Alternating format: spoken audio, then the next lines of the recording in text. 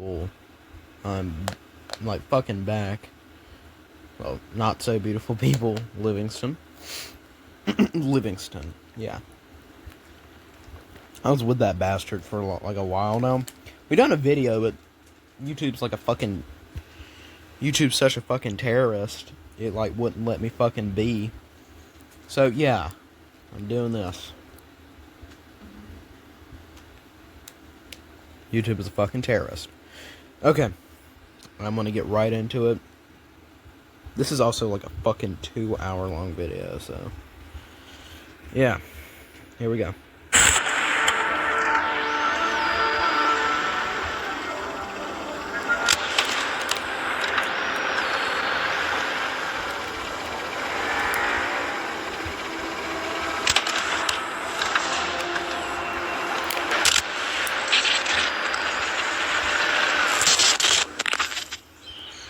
Robert Maldoon, Game Warden, Isla Nublar. Feeding procedure for Velociraptor anteropis. The date is September 1st, 91. I'm standing here at the raptor enclosure prior to the evening feeding cycle. I will now document the feeding process, which I think is not as efficient as I would like. There are still many things that need smoothing out, but I want to keep it professional and objective in this log. Here, at the entry gates, we have a staggered system whereby doors can only be opened once further doors have been locked, similar to the double doors of a walk-through aviary in any zoo, where visitors close one door before opening the other to prevent birds from escaping. The birds in here, however, won't just escape, they'll gut you to death. But like I said, the system needs refining. As it stands currently, only selected carnivore handlers and myself are permitted to feed the raptors. Let me show you how that's done. The authorized handler will use his swipe card to enter the buffer enclosure with a live animal, usually a cow. We've tried feeding the raptors beef, lamb, chicken, pig, you name it, but they won't touch the stuff. They need living prey because they want to hunt. They want to coordinate and take down a live animal. So we've resorted to bringing in a cow or a goat once every 3 days or so. The handler will lead the cow into this enclosure. This buffer enclosure is double fenced with a steel barricade internally and then a 10,000 volt electric fence externally, mounted on concrete slabs which extend 10 feet underground to prevent the raptors digging. The enclosure, as you can see, is fortified on both sides and from above to prevent the raptors leaping, because they're astonishing jumpers, easily clearing 10 feet plus. Now this is the actual feeding enclosure, and again the handler uses his swipe card at the scanner to open the gates like so. This pen opens up to the Velociraptor exhibit that visitors will see on the tour once the park is up and running. So that means where I am standing now is the rear of the raptor exhibit, out of sight from the Explorer tour track. I personally don't think any child visiting this park should see a 6-foot reptile eviscerating a poor cow, and that's why we feed them away from public eyes. Quick I just found an anime game where you control the story.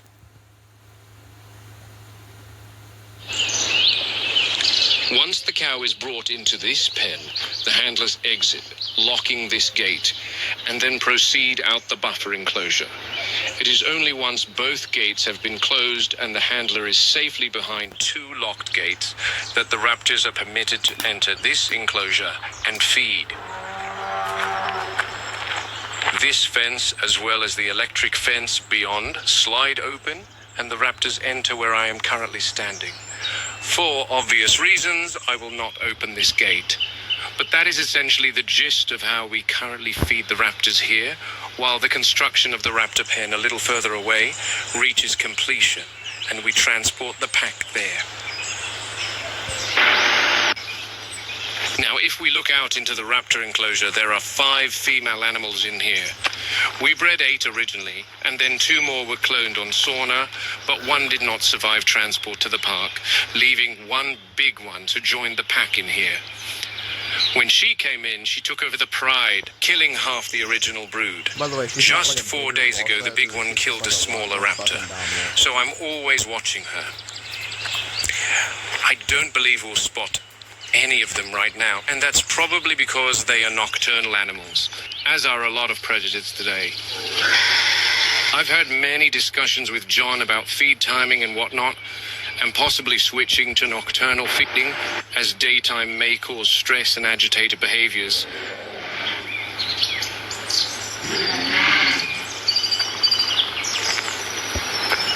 The last thing we want is an agitated velociraptor, believe me. And on that note, that completes this log of the feeding procedures. What the? Is that another? Shit. So as I documented earlier this afternoon, another raptor was killed. She was removed from the enclosure by a chopper, which was a disaster. She sustained a massive laceration to her underside and bled out.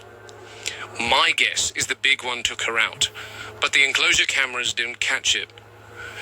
There's only so many cameras you can place across an enclosure the size of several football fields covered in dense vegetation.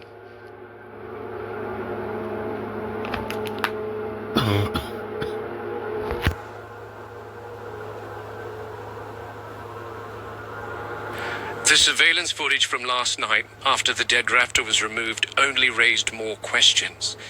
I noticed the remaining 3 females being very busy, but I couldn't spot the big one. Anyway, another one down. 4 remaining raptors. I'll document the raptor pack dynamics tonight. They're bound to change after another member dies.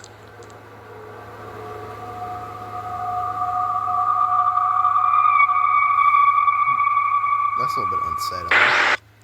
Okay, let me go and stop this right there while they're taking a little break. Yeah, dude, that's fucking horrifying. I say the big one should be shot in the fucking face. They go at the fence every night, never attacking the same place twice. They test the fences for weaknesses systematically. They learn and they remember.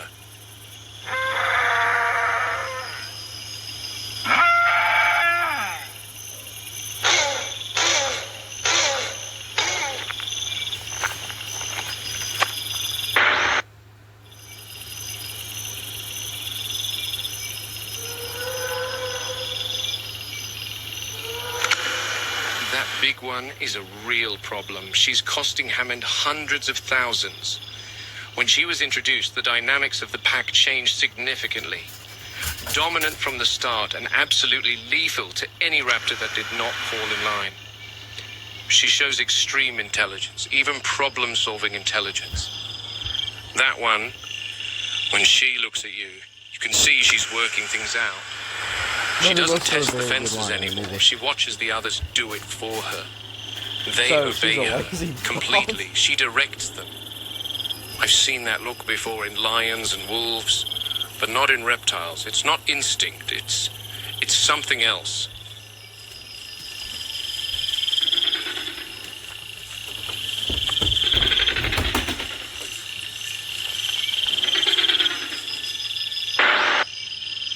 She's making plans at the moment, and the other raptors are awaiting instructions. This is the big one in the back.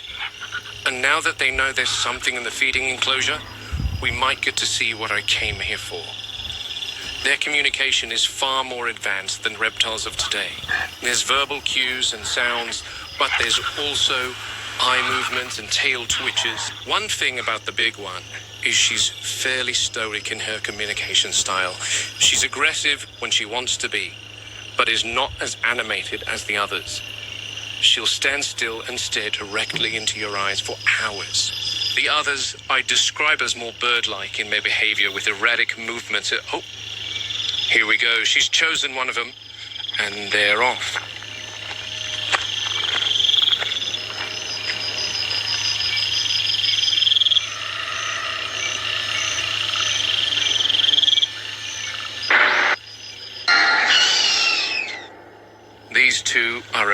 years older, and they seem to be the most loyal to the big one. They seem to be quite obedient to her. But where did she go? See, that's what she does. She gives out orders and then sits back and watches. And these two clowns do her bidding.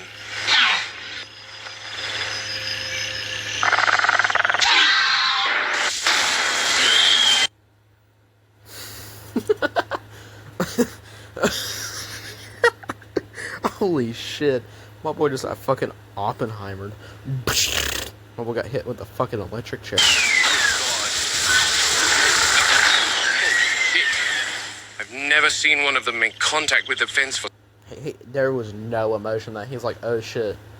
Oh my god. such a long time. Jesus Christ, I think she fried herself. You were here to distract me. Clever girl.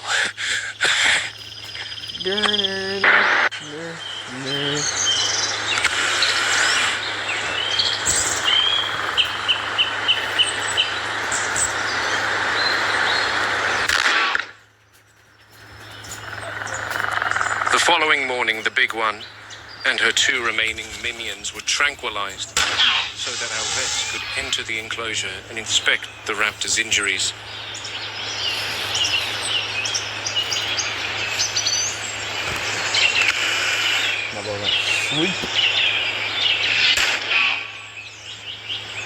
He was sniping these motherfuckers. Goddamn.